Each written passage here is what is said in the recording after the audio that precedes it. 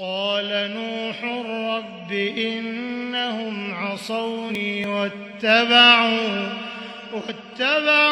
من لم يزده ماله وولده إلا خسارا ومكروا مكرا كبارا وقالوا لا تذرن آلهتكم ولا تذرن ودا ولا سواعا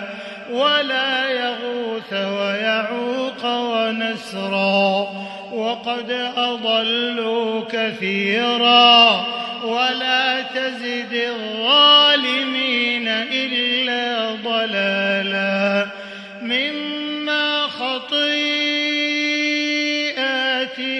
أغرقوا فأدخلوا نارا فلم يجدوا لهم من دون الله أنصارا وقال نوح رب لا تذر على الأرض من الكافرين ديارا إنك إن تذرهم يضلوا عبادك ولا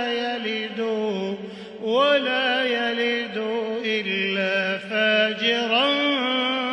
كفارا رب اغفر لي ولوالدي ولمن دخل بيتي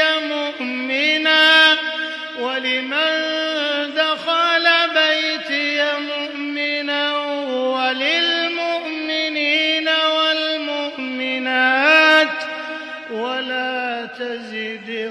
الظالمين إلا تبارا.